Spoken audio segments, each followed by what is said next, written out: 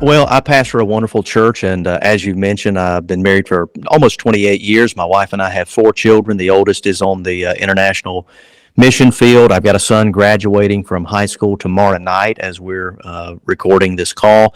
And I got plenty to say grace over, trying to shepherd my Mm, family, pastor a wonderful, wonderful, united and vibrant congregation of around 1,000 in attendance every Sunday.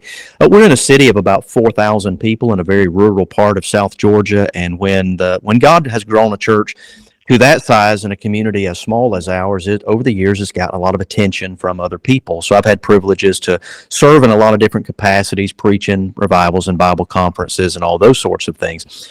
Most notably, I was chairman of the SBC Executive Committee back in 2018, 2020, when the national conversation about sexual abuse and needed reform really hit the national scene. Then in 2021, I was a candidate for the presidency at our annual meeting in Nashville. I won on the first ballot, or finished first, out of four candidates, and then on the final ballot in the runoff, Dr. Ed Litton was elected by a percentage vote, basically of 52 to 48. And with a lot of things that surrounded the annual meeting that year, there was an awful lot going on, a lot of slander and things of that nature. mm, For a lot of reasons, I thought that I'm going to come back and I feel more than content in the Lord to spend the rest of my life in ministry with my first two primary areas of ministry, my home and my local congregation, and have been very content for most of the last 2 years in doing that, and still content to do that.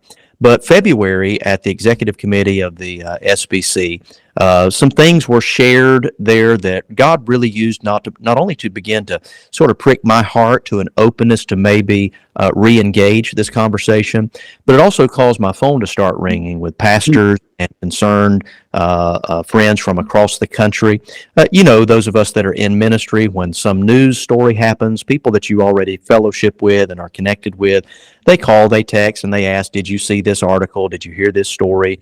That sort of thing. And it led to being contacted really by sort of a coalition of folks, a broad coalition of leaders who asked me to prayerfully consider being nominated this year.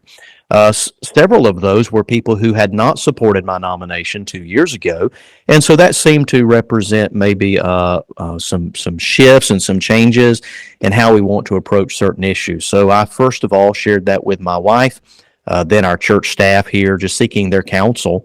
And then we have a plurality of leadership here through our deacon ministry, and very grateful to seek counsel from those men. And obviously, they gave their prayerful support for this, or we wouldn't be here tonight having this Mm, conversation.